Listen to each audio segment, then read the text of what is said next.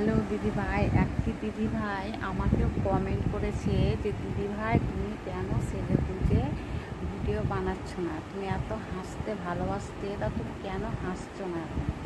তা শুনো দিদিভাই এবং দাদাভাই, তোমাদেরকে আমি জানাচ্ছি আমার মানে পরিবারের কিছু অসুবিধার জন্য আমি হাসতে এবং ভিডিও সাজতে সব কিছুই ভুলে গেছি। আমি প্রচুর কষ্টের মধ্যে কিছুদিন আমার খুব অসুবিধা হয়ে গেছিলো। হ্যাঁ, তবে ধরো কী বলবো তোমাদেরকে, এই যে সাজগোজ, এই যে ভিডিও বানানো, এগুলো সবার সাথে তো সমান নয়। এবার ধরো আমি একটু সাজতে ভালোবাসি, হ্যাঁ, তবে মানুষের সঙ্গে মিশতে ভালোবাসি। আমি ভিডিওটা ভাইরাল হতে পারি না, কিন্তু কী বলতো, আমি সবার সঙ্গে কথা বলতে, শেয়ার করতে এগুলো পছন্দ করি।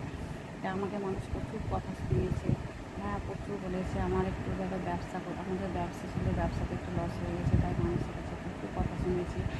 এত কথা